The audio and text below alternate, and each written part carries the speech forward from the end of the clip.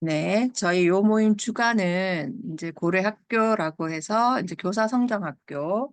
저희 지금 6기째 하고 있는데 2019년부터 저희가 지속적으로 하고 있고, 이제 고미래, 그래서 미래로 가는 학교. 그래서, 선생님들이 이제 오늘은 제가 발표하지만 돌아가면서 선생님들 각자 연구한 것을 나누기도 하고, 저희 뭐 고전 토론 모임도 하고, 습관 인증도 하고 오늘의 한 줄도 나누고 이제 말 그대로 이제 교사 성장이 교사가 자기 경영이 제대로 돼야 뭐 학급 경영이나 수업 운영도 된다 이런 취지에서 저희가 뭐 프로젝트 수업이나 체인지 메이커 교육 쪽으로 또 같이 공부를 하기도 하지만 교사 내면을 성장시키기 위한 또 그런 활동도 하고 있는 그런 모임입니다. 제가 이따가 또그 고려학교 저희 교가가 있는데 한번 이따가 저기 채팅창에 남겨볼 테니까 한번 보시고 또 관심 있으신 분들은 한번 참여를 해봐도 좋을 것 같고요. 올해 얼마 전에 이제 한겨레 신문에도 저희 활동 이제 소개된 적이 있는데 이것도 제가 이따가 링크에 한번 남겨볼 테니까 읽어보시면 좋을 것 같습니다. 어, 제가 이제 그 지금 여기 QR 찍어서 들어가실 필요는 없고요. 이제 선생님이 가르치는 학생이 어떤 사람으로 성장하길 바라시나요? 이런 질문을 늘 강의를 할 때 던지거든요. 그렇게 했을 때 이제 대부분 선생님들께서의 응답이 어땠냐 하면 이제 이런 식이었어요. 네, 그래서 뭐 배려를 한다거나 책임감 있는 사람이나 뭐 자존감이 높았으면 좋겠다, 따뜻한 사람이 되면 좋겠다 이렇게 얘기를 하더라고요. 그래서 그 뭐 영어 저는 이제 영어과니까 영어 시험 100점 맞으면 좋겠다. 뭐 전교 1등 하면 좋겠다. 서울대 가면 좋겠다. 뭐 이렇게 대답하시는 분은 거의 못 봤던 것 같아요. 그런 대답은 사실 한 번도 못 봤고 대부분 이런 좀 인간적인 성장, 우리가 말하는 뭐 인성적인 부분, 그리고 전인적인 성장을 바라는 분들이 많으셨어요. 예. 그리고 제가 뭐 대구는 이제 아이비를 도입한 학교도 많은데 저도 이제 아이비 학교 근무하면서 아이비에서도 학습자상 10가지를 내세워서 이걸 다 아이들이 기를 수 있게 되게 강조를 하는데 거기에서도 보면 뭐 균형을 잡힌 사람, 지식을 갖춘 사람, 뭐 어떻게 그 뭐죠?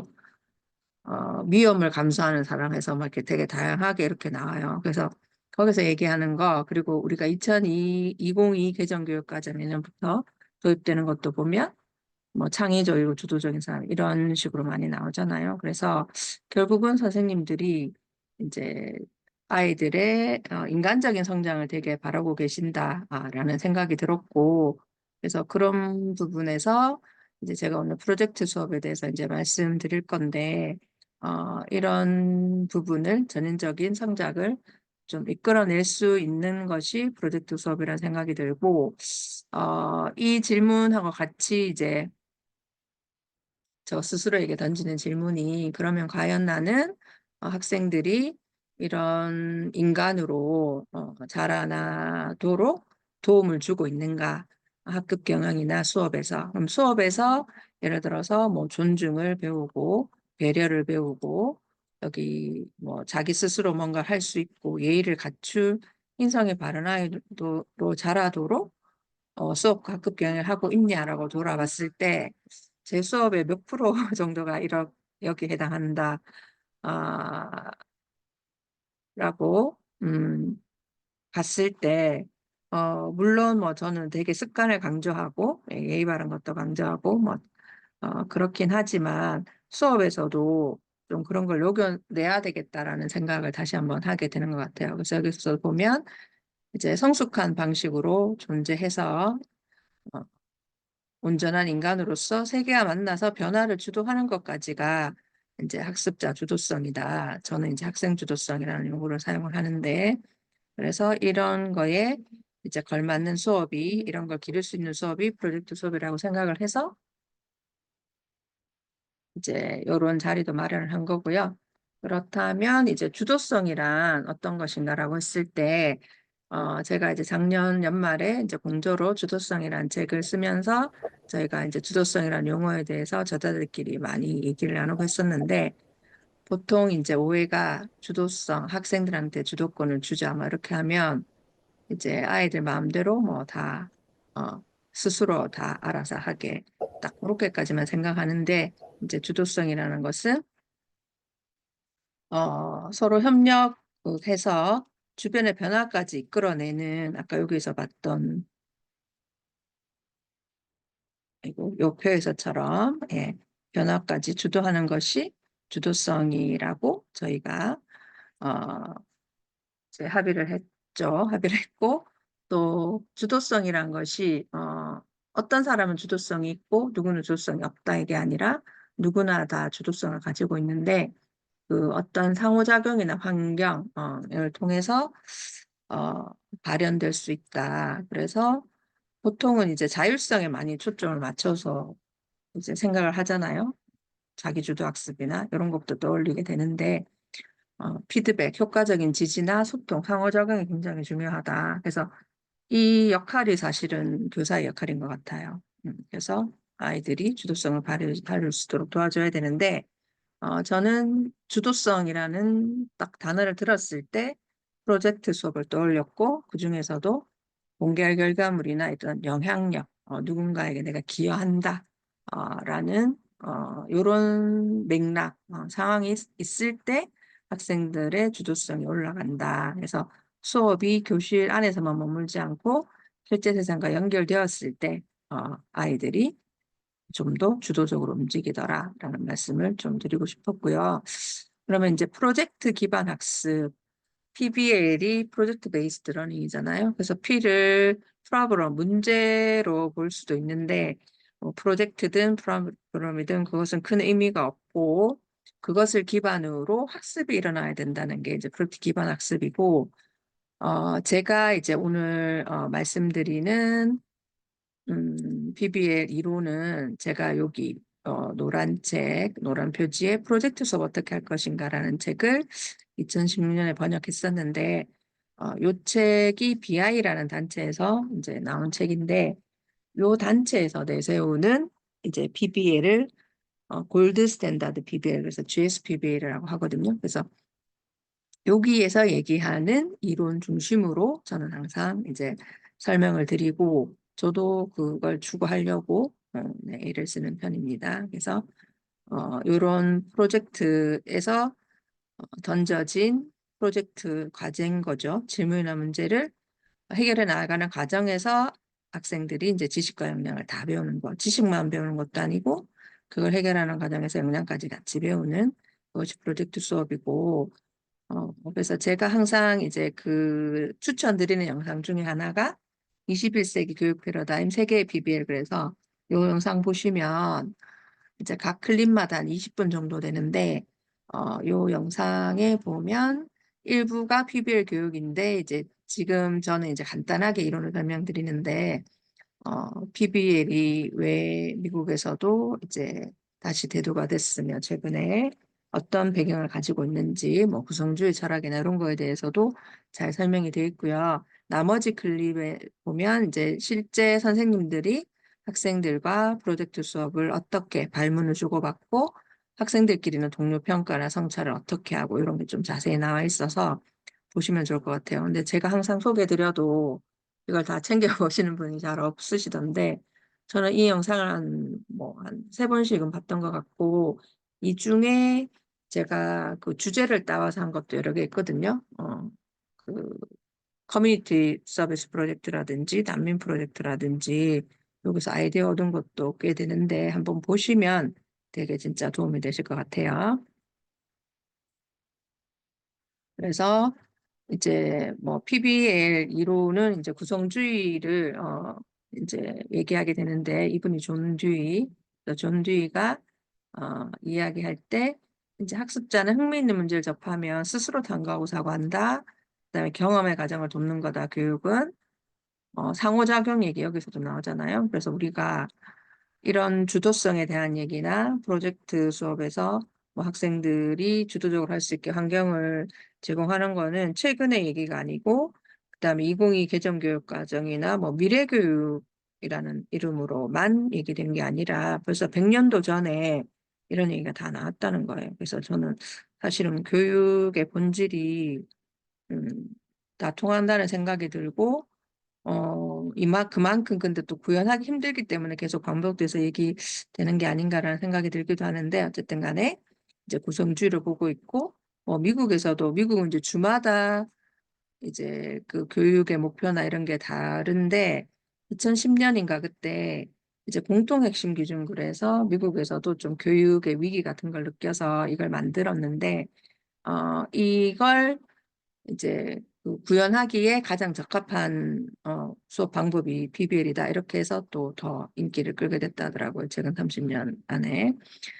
그래서 이제 러닝 바이 두잉 그래서 경험을 통해 배우는 것을 강조했는데 어, 실제로는 경험만 많이 한다고 배움이 일어나는 건 아니고 경험에 대한 성찰을 굉장히 강조했다는 거. 그리고 뭐 삶의 문제를 다루어야 되고 학교에서 다양한 경험을 제공해야 된다. 이거 이제 예전부터 다 이야기되던 거라는 거죠. 그래서 저는 사실 이거 읽으면서 다시 읽으면서 2022 개성교육과정에서도 강조하는 걸 예전부터 강조했구나 이런 생각이 들었고 우리 전이라는 표현으로 해서 사용하기 위한 지식을 얻는다 이것도 마찬가지잖아요. 네, 그래서 다시 한번 네.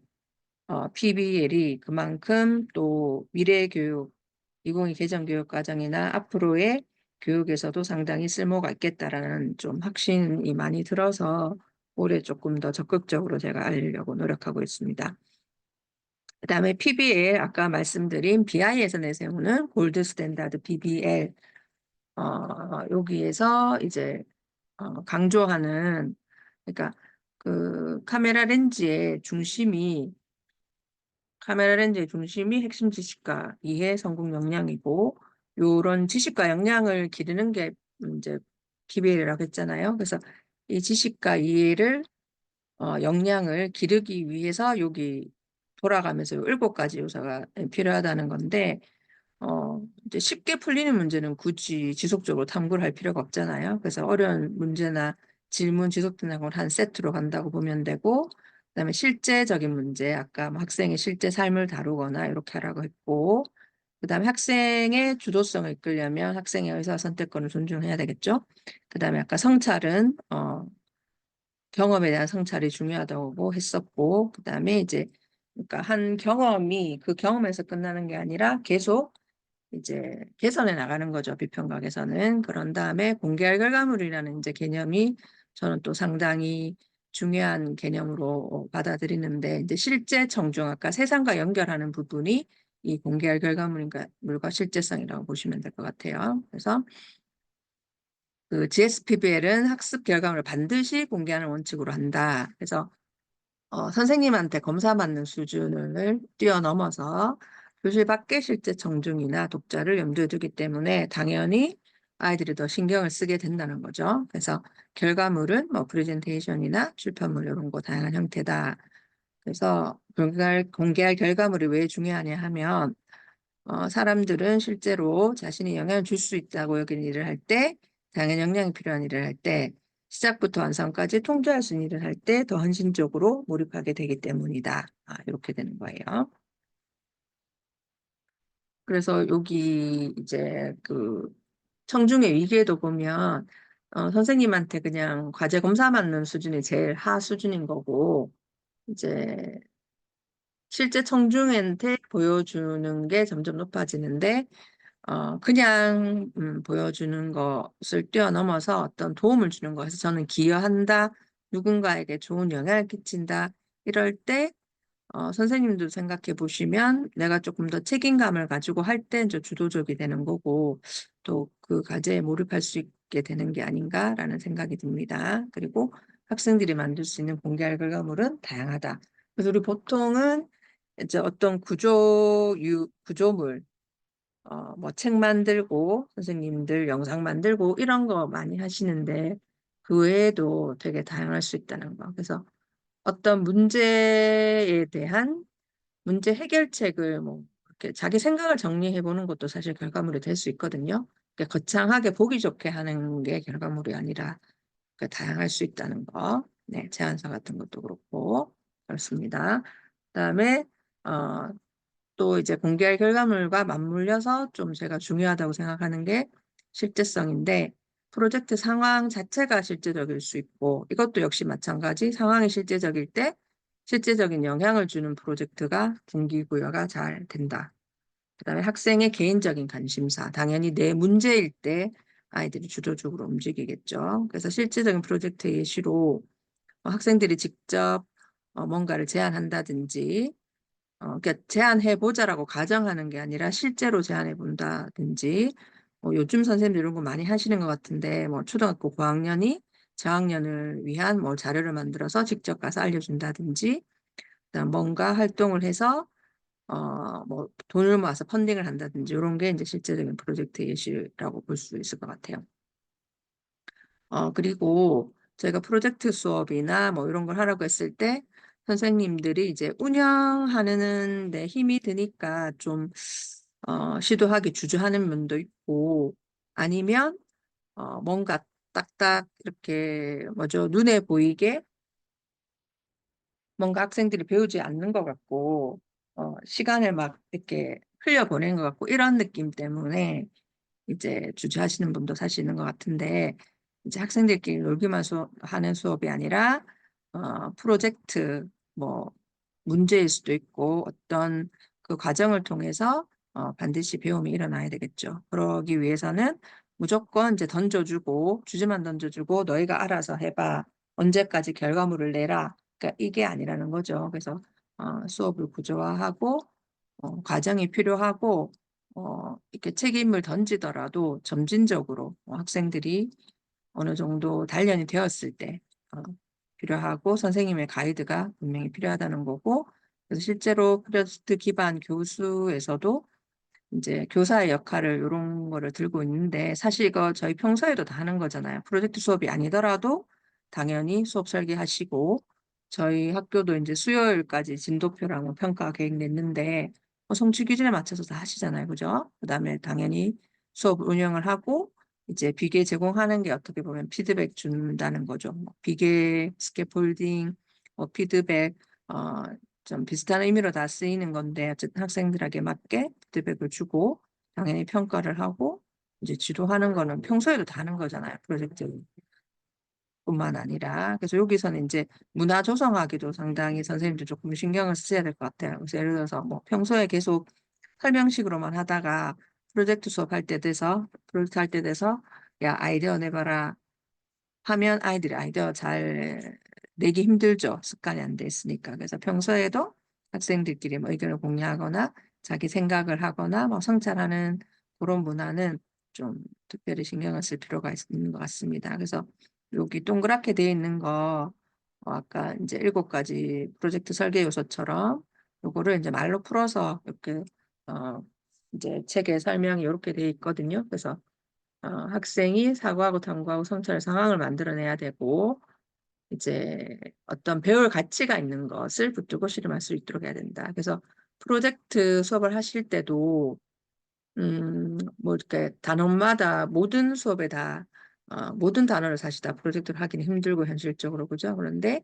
내가 이번 학기에는 이 프로젝트를 통해서 아이들에게 이제 지식 플러스 아까 우리가 첫 질문에서 제가 말씀드렸던 아이들이 이런 건 한번 내 수업 시간에 생각을 해봤으면 좋겠다 하는 그런 역량까지 넣어서 이제 그럴 만한 가치가 있는 것을 프로젝트 수업으로 이제 진행을 하면 좋겠다는 거죠. 그래서 학생들이 학습을 해나갈 때 도움이 필요하면 주기도 하고 학생들끼리 도움을 주고받을 수도 있고 선생님이 주실 수도 있고 이렇게 하는 것이 프로젝트 어, 수업 프로젝트 기반 교수다. 이렇게 되는 거겠죠. 그다음에 제가 아까 그 제일 처음에 요 모임 주관을 어, 저희가 이제 고려학교에서 한다고 했는데 제가 이제 체인지 메이커를 기르기 위한 체인지 메이커들의 모임이다. 이렇게 표현하기도 하거든요, 고려학교를. 그래서 이 체인지 메이커라는 게 이제 세상을 변화시키는 사람 이런 뜻인데 이런 실제적인 프로젝트 예시, 아까 공개할 결과물 이런 부분이 저는 굉장히 이 부분 맞닿아 있다고 생각을 하거든요. 실제적인 영향을 주는 어, 거다. 그래서 이제 PBL 유형도 다양합니다. 아까 결과물 유형이 되게 다양했던 것처럼 PBL 유형도 굉장히 다양해요. 아까도 말씀드렸다시피 우리가 뭔가 구조물을 만든다든지 이런 것만 생각하기 쉬운데 자기 입장 표현하는 거, 조사 연구 정리하는 거, 추상적인 문제 탐구 이런 거 다 PBL 유형인데 그 중에서도 이제 선생님들이 많이 하시는 게 저도 익숙한 게 이제 요 실생활 문제 해결형 중에서 이제 가상 시나리오형도 많이 하시죠, 사실은. 그래서 너희가 뭐 예를 들어서 어떤 역할이라고 가정하자. 여행사 직원이라고 가정하자. 그래서 뭐를 만들어 보자. 이렇게도 많이 하시는데, 그랬을 때 아이들이 몰입하는 게, 몰입도가 실제 문제 해결할 때보다는 저는 덜하다는 느낌이 들더라고요. 본인 문제는 아니니까. 그래서 이렇게 이제 실제 문제를 해결하거나 아니면 아예 학생 자신의 문제일 때, 자신에 관련된 문제일 때 아이들이 조금 더 잘 몰입해서 움직이더라라는 말씀을 드리고 싶고, 그래서 체인지 메이커라는 게 변화를 만드는 사람인데, 이게 약간 프로젝트 수업 절차처럼 사실은 체인지 메이킹 절차를 뭐 스스로 문제를 발견하고 해결책 찾고 행동해보고 퍼뜨린다. 이런 단계가 있는데, 저는 사실은 요 퍼뜨리기 단계가 되게 매력적이더라고요. 체인지 메이커를 접했을 때. 그래서 어떤 걸 했을 때, 내가 꼭 뭐 잘해서 얘기한다기보다는 지금 제가 말씀드리는 것도 제가 해보니까 이랬어요라고 말씀드리는 거예요. 근데 안 해보면 이렇게 말을 할 수도 없겠죠. 그래서 경험에 대한 아까 성찰이 굉장히 중요하다고 했는데 PBL 이론에서도 일단 내가 해본 것에 대해서 이렇더라라고 경험을 나누는 요 퍼뜨리기 단계가 굉장히 중요하고 선생님들한테도 마찬가지고 아이들한테도 마찬가지다. 그래서 아이들한테도 이런 기회를 주는 것이 굉장히 중요하다는 생각이 듭니다. 그래서 뭐 이렇게 역량에 대한 거는 거의 겹치는 부분이 많은 것 같아요. 그죠? 한동안 뭐 포시라고 해서 되게 강조하고 있었는데 좋고 그래서 제가 이제 그 원래 체인지 메이커라는 것은 아쇼카라는 그룹에서 이제 사용한 용어인데 이제 사회 문제 해결하는 사회 혁신 기업가를 양성하는 그룹에서 이제 학생 교육을 위해서는 교사 교육이 필요하다 해서 요 체인지 메이커라는 개념도 퍼뜨리게 된 건데 저는 이제 교사나 학교의 역할이 아까 존듀에가 얘기한 것도 학교에서 다양한 경험을 제공해야 된다는 마찬가지 저도 그렇게 생각을 하거든요. 그래서 저는 제 용어로는 학생들이 살아가는 데 필요한 힘을 길러줘야 된다. 그래서 그것을 길러줄 수 있는 가장 효과적인 방법이 프로젝트 수업이 아닌가라는 이런 생각을 하고요. 제가 프로젝트 수업을 처음 접하고 실천한 건 이제 2016년이거든요. 예, 그때 이제 PBL 실천학교에 근무하면서 PBL도 접하게 되고 테드 에드의 TI로 활동하면서 또 테드 에드도 접하고 체인지메이커 접하면서 이런 여러 활동의 접점이 바로 학생들을 교실에만 머물게 하지 않고 세상과 연결시켜라는 게 이제 관통하는 메시지였고 그래서 역시나 학생들을 주도적으로 움직이게 하는 것은 음, 연결시키는 거다. 기여, 소속감, 이런 부분이다. 자기와 관련된 이야기, 그 다음에 이왕이면 세상에 도움을 줄 수 있는 일일 때 움직인다. 그래서 이제 체인지 메이커라는 것이 뭔가 내가 거창한 일을 해서 세상을 크게 막 변화시킨다. 이런 개념이라기보다는 저는 되게 와닿았던 부분은 이미 내가 뭔가를 할 수 있는 사람이구나. 라는 깨달음이 굉장히 중요했어요. 그래서 내가 할 수 있는 사람이기 때문에 이것도 시도해보고 저것도 시도해봐야겠다는 그런 성찰이 일어났던 게 되게 컸고 그 이후로 실제로 저는 굉장히 적극적으로 이제 여러 활동을 하게 된 게 체인지 메이커를 통해서 알게 된 개념이에요. 이것도. 그래서 창조적 자신감이라는 것이 이제 내가 잘 못하는 일에 도전하고 덜 완성된 것이라도 세상에 꺼내놓을 자신감. 그래서 요게 아까 공개할 결과물과도 맞물리는 것 같아요. 그래서 뭔가 완벽하게 만들어서 결과물을 내놓는다는 게 아니라 그 과정에서 나온 결과물을 그냥 세상에 내 보이고 내 경험을 얘기한다, 퍼뜨린다. 그래서 요게 제 약간 정체성이 된 것 같아요. 체인지 메이커 정신, 퍼뜨린다, 창조적 자신감으로 시도해본다. 완벽하지 않지만 나눈다. 한번 나누면서 이제 발전을 하게 되는 것 같아요, 실제로. 그리고 저는 이제 선생님들은 모두 체인지 메이커다. 그러니까 체인지 메이커, 그게 아쇼카에서도 캐치프레이즈가 everyone a change maker거든요. 우리 모두가 체인지 메이커다. 특히 선생님이나 부모님은 이제 자녀와 학생들에게 정말 엄청난 영향을 끼치시는 분들이잖아요. 예, 그래서 나는 체인지 메이커고 굉장히 중요한 일을 하는 사람이다라는 어떻게 보면 자부심 이런 걸 가지고 우리부터 좀 주도적으로 움직여야 되지 않을까 저는 이런 생각이 들고 이제 제가 어제 그 고려학교랑 실천교육교사 모임 이제 선생님들하고 같이 이제 전영애 교수님이 운영하는 여백서원에 다녀왔는데 이제 그 교수님이 항상 하시는 말씀도 이제 제도적인 뒷받침이나 그런 것도 분명히 필요하지만 그런 걸 기다리기 전에 개개인이 먼저 반듯하게 서야 되고 내가 먼저 움직여야 된다 이런 말씀을 하시거든요. 그래서 그게 다 통하는 것 같아요. 저는 그걸 체인지 메이커라고 표현하는 거고 전영희 교수님은 본인 스스로 이제 괴테마를 조성하면서 그런 정신을 퍼뜨리고 계신 건데 이제 한 명 한 명이 되게 중요하다는 거죠. 교사 한 명 한 명이 아이들한테 어떤 메시지를 전하느냐가 굉장히 중요하다. 그래서 조금 우리가 더 어떻게 보면 책임감을 가지고 좀 주도적으로 했으면 좋겠다는 생각이 듭니다. 그래서 방금 말씀드린 이런 것을 기를 수 있는 가장 적합한 것이 저는 프로젝트 기반 학습이라고 생각하고 프로젝트 수업이 뭐 제가 이제 영어과 사례를 주로 뭐 말씀드리게 되겠지만 사실은 교과를 뛰어넘는 거거든요. 프로젝트 수업 자체가. 그래서 이렇게 들어보시면서 교과가 다르고 학교급이 달라도 이제 아이디어는 충분히 얻어 가실 거라고 생각하고 저는 프로젝트 수업이 중요한 이유가 우리 인생 자체가 아까 살아가는 힘을 기르는 게 중요하다고 했는데 저는 우리 인생 자체가 프로젝트 연속이라고 생각하고 하나의 프로젝트를 우리가 수행하기 위해서도 지식과 역량이 필요한 거잖아요.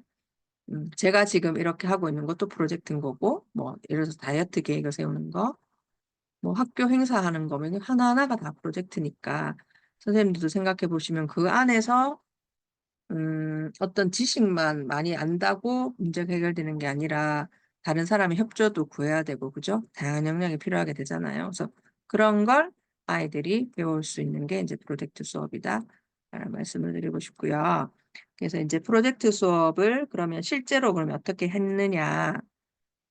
한 가지 사례를 오늘 말씀드릴 건데, 이제 아까 말씀드린 GSPBL 그 이론에서 GSPBL 이론에서 프로젝트 설계 단계를 크게 세 단계로 봅니다. 1단계 상황 분석, 2단계 아이디어 구상, 3단계 기본 틀 잡기인데 이 상황은 이제 말 그대로 내가 처한 상황이에요. 초등학교 1학년 가르치는 거랑 중1 가르치는 거랑 고3 가르치는 거랑 다르겠죠. 그래서 거기 학생에게 적합한 사실 프로젝트를 진행해야 되겠죠. 시기에도 적합해야 되고 그다음에 이제 아이디어는 이제 큰 틀을 잡는 거예요, 여기서는.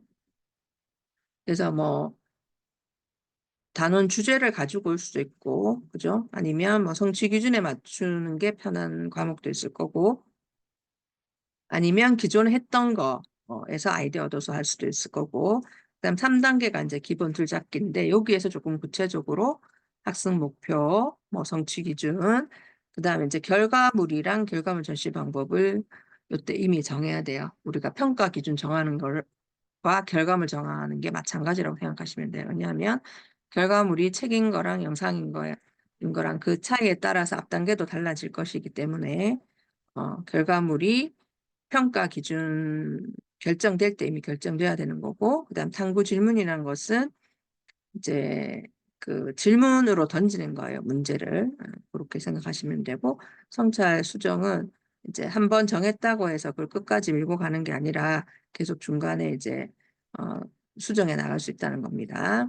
그래서 사실은 저는 이제 아이디어는 실생활 어디에서든 저는 얻는 편이에요. 책을 읽거나 영화를 보거나 뭐 꼭 교과서에서만 아이디어를 얻는 건 아니고 여러 가지에서 주제를 가져오는데 일단은 이제 큰 틀이 잡히면 사실은 이제 뭐 40분, 45분 수업 잘라갖고 하면 되니까 예, 하면 되는 거고, 선생님이 이 프로젝트를 통해서 아이들이 어떤 역량을 기르면 좋을지를 좀 생각하고 하시면 좋을 것 같다. 라는 말씀을 드리고 싶고요. 그다음에 이제 프로젝트 수업 어떻게 할 것인가라는 책에도 보면 프로젝트 수업 아이디어 얻는 방법이 다양할 수 있다고 나와요. 그래서 기존 아이디어를 가지고 올 수도 있고, 뭐 단원을 가지고 올 수도 있고, 아니면 학생의 관심사에서 가지고 올 수도 있고, 근데 교사의 관심사에서 가지고 올 수도 있어요. 그래서 사실 저는 제가 하고 싶은 걸 많이 하는 편이거든요. 그다음에 영어과는 이제 성취 기준이 뭐 듣기, 읽기, 쓰기, 말하기에서 어, 주로 쓰기, 말하기 파트에서 많이 하게 되니까 대부분은 성취 기준에 적합합니다. 어떤 주제를 가지고 오든 간에. 그래서 이제 제 관심사에서도 많이 가지고 오는 편인데 뭐 정답은 없고 예, 이제 아이디어 가지고 오는 방법은 다양할 수 있다. 그러면 이제 요 설계 단계에 맞게 한 가지 사례를 말씀드리면 제가 이제 대구 지역에 살고 있고요. 그래서 대구 소개 리플릿 만들기를 했었는데 중학교 1학년 대상으로 이제 영어과에서 했고 5월 마지막 주에 실시를 했고요. 그다음에 이제 그 대구 소개 리플릿을 만들어야겠다고 제가 생각한 이유가 이제 여행 관련 단원이었는데 아마 체계 프로젝트 대신은 이제 자기가 가고 싶은 여행지를 뭐 하나 만들어서 소개한다 약간 이런 거였는데 저는 이제 대구 소개를 가지고 왔고 또 특히 리플릿이라는 결과물을 해야겠다고 생각한 이유는 그때 이제 일본 국제교류 학생이 저희 학교에 방문하는 해였고 이 학생들에게 이제 뭔가 직접 전달한다고 하면 좋겠다 해서 좀 부담 없이 리플릿으로 한 거예요. 책은 너무 두껍고 하니까 간단하게 이제 리플릿으로 제작해서 줘야겠다 이렇게 생각을 했었고 이제 이때 이제 지속 가능 발전은 학교 이제 전체 그때 과제가 ESD 하나는 넣어서 해라 약간 교과마다 해라 해서 ESD는 사실 어떻게 보면 제가 이제 억지로 끼워 넣으면 없지 않아 있는데 어쨌든 대구 이제 지속 가능한 발전 모습 고려해서 요걸 리플리스 만들자. 성취 기준은 뭐 묘사하는 문장 짧은 글쓰기 이렇게 했고 일본 학생에게 직접 준다. 그다음 탐구 질문은 제가 이제 이렇게 잡아봤는데 역시나 이것도 사실 정답은 없거든요. 학생들한테 이 프로젝트가 굉장히 의미 있게 다가갈수록 학생들의 주도성은 이제 주도적으로 참여할 수 있는 확률이 높아지는 거니까 이제 질문을 그렇게 던지는 거예요. 그래서 저는 이제 일본 학생들에게 어떤 도움을 줄 수 있을까라고 이렇게 했었고 활동지 같은 것도 여러 번 수정을 했거든요. 그래서 이제 교생 선생님이랑 같이 협의해서 바꾸고 예를 들어서 한 반 수업해 보니까 이런 부분에서 아이들이 헤맨다 싶으면 또 선생님이 어, 보충 자료를 더 줄 수도 있고 그다음에 필요한 경우에 당연히 선생님이 이제 강의나 설명으로 또 도움을 주실 수도 있고 이렇게 진행되는 거고요. 그다음에 이제 전체 틀이 나왔으니까 어, 차시는 이렇게 잘라서 이제 하는데 제가 4차시 정도로 예상했는데 항상 하다 보면 근데 한두 차시는 늘어나거든요. 아이들이 제가 생각하는 속도를 못 따라올 때가 있기 때문에 그래서 그거 감안해서 하시면 될 것 같고 그래서 차시별로 진행한 거는 이제 그림을 보면서 설명드릴 건데요. 그러니까 그 왼쪽에 있는 요게 리플릿 결과물이에요. 그래서 그 색지에다가 이제 앞뒤로 해서 총 8면이 나오겠고 제가 4인 1조로 주로 활동을 하기 때문에 한 사람이 두 쪽씩 맡아서 하게 했는데 제일 첫 시간에는 보통 뭘 하냐 하면 이제 프로젝트 안내문을 나눠줍니다. 이런 식으로. 그래서 제가 이제 우리 학교에 일본 애들이 온다. 그리고 이제 유엔에서 정한 ESG 요거 넣어야 된다 한 개는 그다음에 이제 필수로 요런 거 넣어라.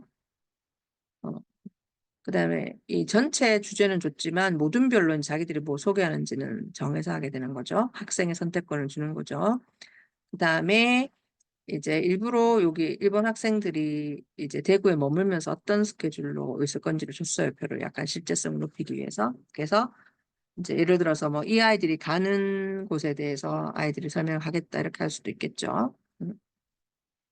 그래서 평가 기준은 이렇게 한다라고 첫 시간에 이제 제시를 하고 그런 다음에 이것도 이어서 첫 시간에 보통 하는 게 뭐냐 하면 이제 과제 수행 계획서라고 표현하기도 하고 뭐 또 다른 용어로 표현할 수도 있겠지만 학생들이 이제 선생님이 제시한 상황을 보고 자기 언어로 어떻게 보면 표현을 해보는 거예요. 모듈만에서 정리를 해보는데 이제 우리가 해야 될 게 뭔지 자기들이 이제 해보는 거. 왜냐하면 선생님이 설명해도 아이들 다 입력이 잘 안 되잖아요. 그래서 자기가 먼저 정리해 보는 거고, 그다음에 첫 시간에 이루어져야 될 게 저는 그때는 이제 모둠으로 진행했었기 때문에 각 모둠 아이들이 각자 어떤 역할을 맡을지 정하는데 이제 이때 주의해야 될 것은 뭐냐 하면 그냥 역할로 예전에 협동학습처럼 역할로 뭐 입금이 뭐 기록이 약간 이런 식으로 해버리면 이제 노는 아이가 생겨버리잖아요. 나는 나중에 리플릿 꾸미는 것만 할게. 이렇게 되면 이제 몇 시간 동안 걔는 노는 거잖아요. 그렇게 하면 안 되고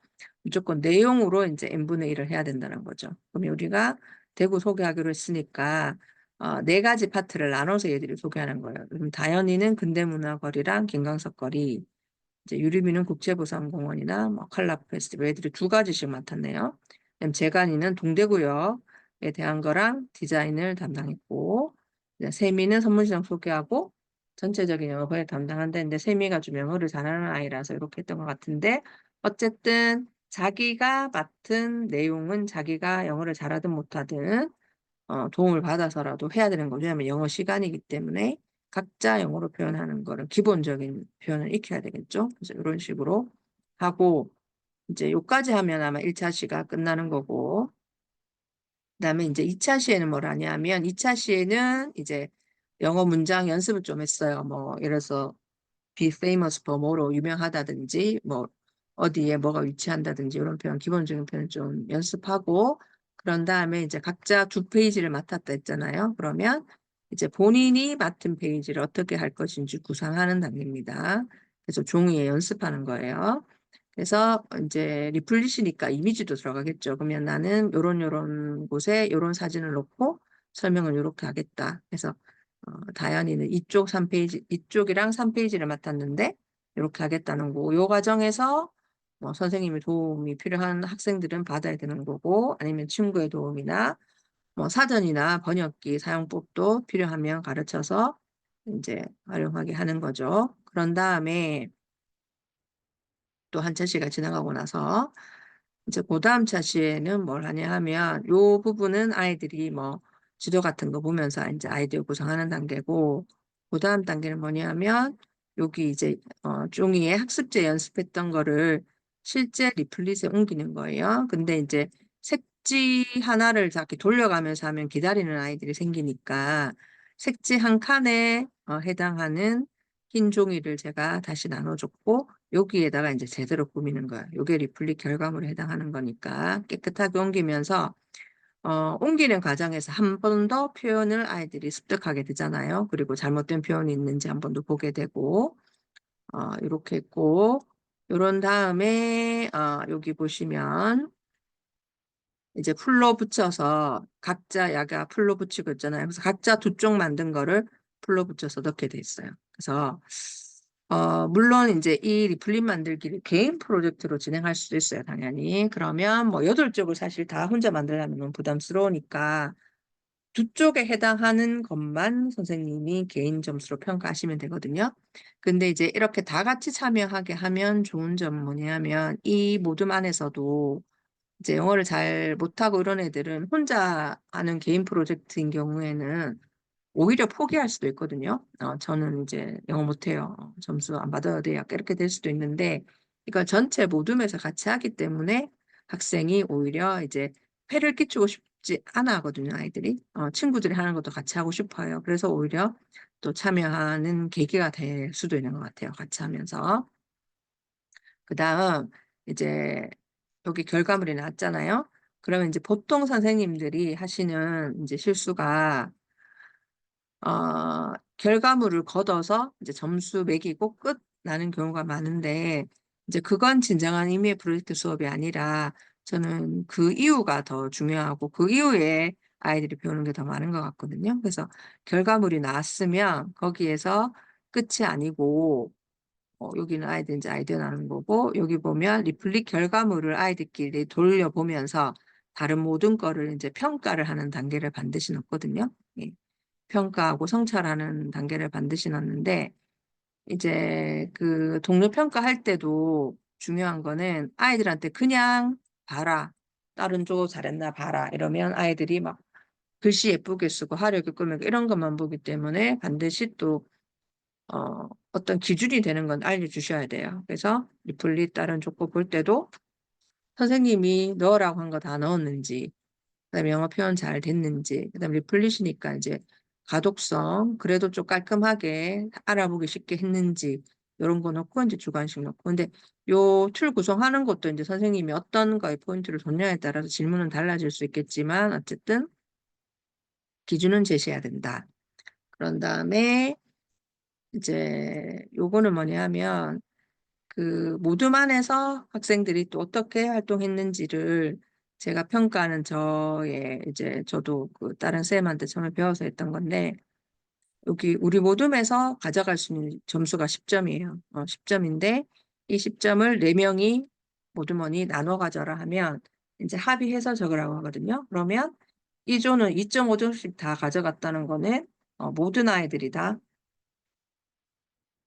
잘했다는 거죠. 열심히 참여했다는 거죠. 그러면 이게 리플릿 결과물도 괜찮고 그러면 이제 모든 아이들이 이 조는 A를 받으면 되는데 어떤 조는 보면 뭐 3, 5, 1, 2 이렇게 적은 아이들은 뭐 1, 2의 역할을 한 아이도 있을 거잖아요. 그러면은 이제 그 아이들은 사실은 모든 결과물이 좋더라도 A가 아니라 B나 C를 받아가야 되겠죠.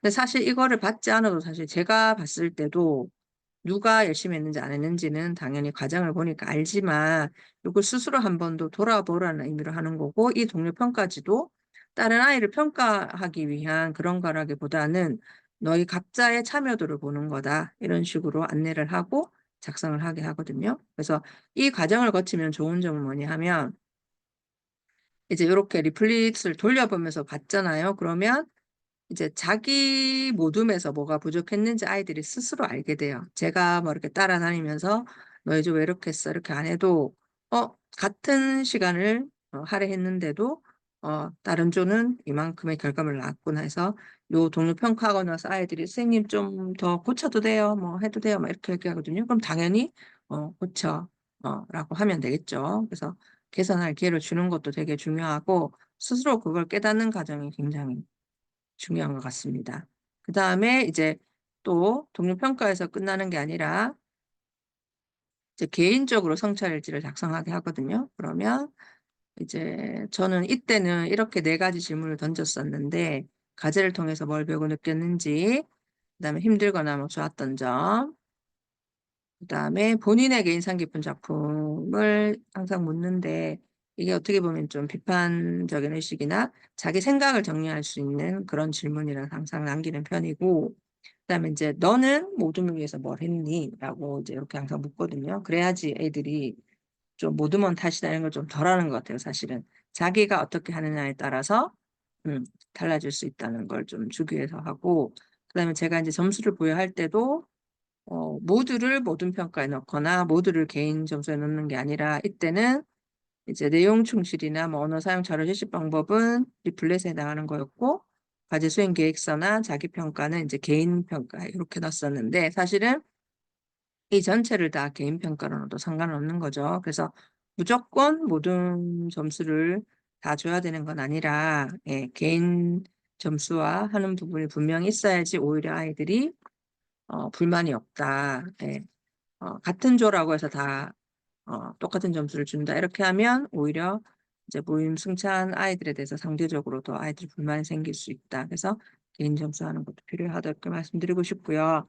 그다음에 이제 요 프로젝트에서 아까 이제 일본 학생들한테 리플렛을 주기 위한 것이 설정이었는데 이제 일본 학생한테 주기 전에 어쨌든 그 색지로 완성한 것을 이제 색지를 일본 학생들 준 게 아니라 그 색지를 앞뒤로 다 스캔해서 이제 컬러로 인쇄해서 실제 리플릿으로 만들었어요. 실제 리플릿으로 만들어서 아이들한테 줬더니 이제 아이들이 하는 말이 선생님 이럴 줄 알았으면 더 열심히 할 걸 그랬어요. 이렇게 얘기하더라고요. 그래서 어, 학습지 하는 것과 그냥 색지로 끝내는 것과 실제 리플릿으로 만드는 것은 차이가 있다라는 생각이 들고 이제 이렇게 한번 해보고 나면 아이들이 그다음부터는 조금 더 열심히 진짜 하게 되는 효과가 있었던 것 같고, 그리고 제가 이제 그 이후에 이제 리플릿 남는 거를 가지고 있다가 시청에 제안을 해서 이거를 좀 활용을 할 방법이 없을까라고 이제 얘기를 했었는데, 요때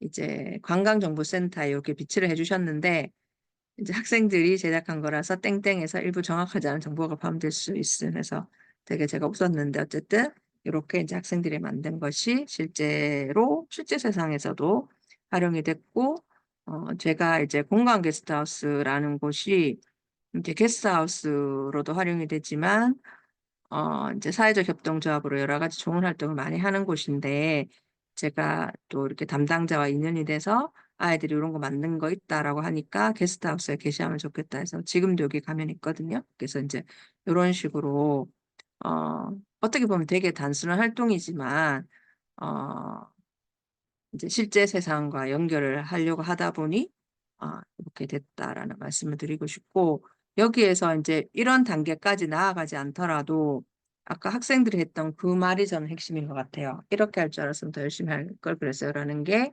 누군가에게 보여지고 자기들이 했던 게 이제 쓸모가 있다 실제로라고 했을 때 아이들이 조금 더 적극적으로 활동을 했다. 이런 말씀을 드리고 싶습니다. 그래서 제가 지금 이제 일단 여기까지 설명을 드렸고요. 또 처음 지난 시간에 안 듣고 오늘 처음 들으신 분도 있을 것 같아서 앞부분에 이제 프로젝트 수업이랑 주도성에 대해서도 조금 설명을 드리면서 말씀을 드렸고, 이제 뭐한 가지 사례로 대구 소개 리플릿 만들기를 이제 설명을 드렸는데, 네, 오늘 이야기 들은 것 중에 어떤 질문 있으면 하시고요. 일단 질문도 뭐 마이크 열고 하셔도 되고 채팅으로 하셔도 되고 질문을 하시고, 질문이 없으시면 그냥 소감을 좀 남겨주세요. 그러니까 어떤 부분이 오늘 제가 설명드린 것 중에 나는 요게 기억에 남다 하는 거를 네, 음, 남겨주시면 좋을 것 같습니다. 그리고 저희 그 쌤 동네에 통해서 오신 분들은 쌤 동네에 또 후기도 남겨주시면 좋고요. 아까 제가 링크를 몇 개 드릴 거라고 얘기했는데 뭐였죠?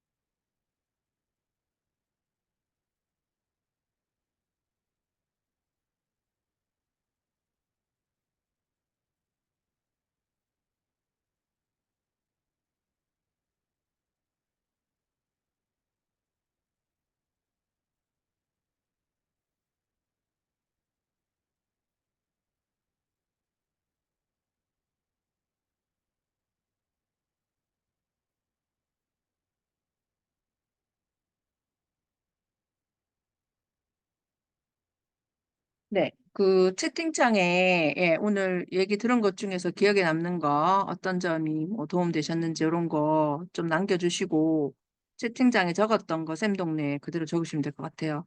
지금 제가 쌤 동네 링크 요거 이제 타고 들어오셨던 거 다시 채팅창에 올려드렸거든요. 그래서 나중에 써야지라고 하면 또 안 되니까 네. 지금 하고 나가시면 제일 좋을 것 같습니다.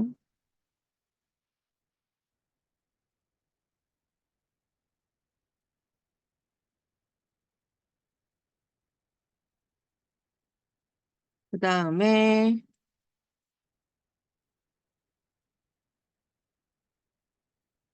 제가 이제 그 프로젝트 수업, 요 스터디 모임 이제 매주 한 번이라도 오신 분들은 또 지속적으로 또 소통하면 좋을 것 같아가지고 오픈 톡방 하나 만들었거든요. 예, 여기 들어와 계시면 또 다음 주뭐 링크나 이런 것도 소개해 드릴 테니까 예, 남겨주시면 좋을 것 같고요. 그래서 그 쌤 동네 후기 이제 나중에 써야지 하면 잘 안 써지니까 지금 쌤동네 후기 쓸 거를 그냥 채팅창에 남긴다 생각하시고 써주시면 될 것 같아요. 그래서 미니쌤이 네, 학생들은 진짜 예, 뿌듯함을 네, 느꼈죠. 그러니까 리플렛을 딱 실제로 이제 만들어서 줬을 때 애들이 되게 좋아하더라고요. 근데 뭐 그 이후로도 제가 책 만들기나 이런 거 했을 때 자기 걸 이제 나눠주면 되게 좋아하더라고요. 예.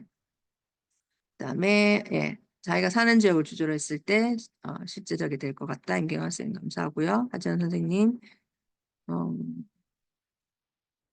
어, 다양한 인접 국가들과의 국제 정치적 갈등 문제를 홍보하고 해결책 제안. 오, 되게 예, 좋은 프로젝트 진행하셨었네요. 나누는 활동이 중요하다는 것에 대해서 생각이 없어서 나눔을 안 했었다. 그래서 네, 실제 아이들이 관광정보센터 비치에서 성취감을 느끼도록 했다. 네, 동료 평가하는 방식, 협업한 것, 모든 내에서 하는 거, 이런 방법이 좋을 것 같다. 네, 그래서 제가 계속해서 강조하고 싶은 게 이제 보통은 이제 쓰기 말하기 평가로도 많이 하시니까 이제 결과물 받고 점수 내고 끝내는 분들이 너무 많아가지고 예, 그래서 그건 사실은 어, 정말 일부분에 불과하다. 프로젝트 수업 과정 중에. 그래서 그 이후에 동료 평가 서로 나누는 거하고 성찰 단계에서 배우는 게 훨씬 더 많다. 그래서 아마 선생님들 요즘은 프로젝트를 이제 과정 중심 평가 때문이라도 많이 시도를 하실 텐데 기존에 하시던 거에서 조금만 더 예, 한두 단계 더 거치면 훨씬 더 의미 있는 프로젝트가 될 수 있다라는 것이 좋을 것 같습니다. 네, 그 다음에 체인지 메이커스에서 나오는 프로젝트 순서보다 선생님 PBL 과제 설계 과정이 명확하고 쉬운 것 같다.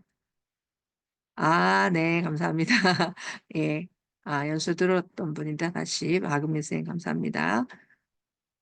체인지 메이커스에 나오는 프로젝트는 뭘까요? 체인지 메이킹에 나오는 건가요? 네, 어쨌든 좀 명확하게 설명이 되었다고 하니까 감사합니다. 네. 그러면 또 혹시나 질문이나 예, 이런 거 없으시면 저희 또 내일 다 출근도 해야 되고 하니까 마무리하도록 할 텐데 여기 아직 이제 소감 안 남기신 분들은 채팅창 또 남겨주시고요. 쌤 동네에도 꼭 남겨주시면 좋을 것 같습니다. 그리고 이제 뭐 2학기 평가 계획이나 이런 거는 냈겠지만 지금 저희가 이렇게 얘기 나누면서 또 진행 과정이 되게 중요하잖아요. 아까도 말씀드린 것처럼 프로젝트 결과물까지 나오고 나서 이후에 공유하고 그런 단계도 굉장히 중요하기 때문에 예, 계속 또 다른 선생님 사례 듣고 하면서 좀 선생님들도 오늘 듣기만 하신 선생님들도 다음번에는 선생님들 사례를 나눌 수 있는 이런 자리가 기회가 되면 좋겠다. 이런 바람입니다. 네, 그러면 선생님들 저희 오늘은 여기까지 하고 채팅창에 남기신 거 쌤동네 한 번 더 남겨드릴까요? 쌤동네 후기로도 그대로 긁으셔가지고 쌤동네 후기에도 꼭 좀 남겨주시면 감사하겠습니다. 네, 그러면 오늘은 여기서 마치고 저희 다음 주에 또 제가 여기 신청 링크 공유할 테니까 다음 주에 또 뵀으면 좋겠습니다. 네, 감사합니다.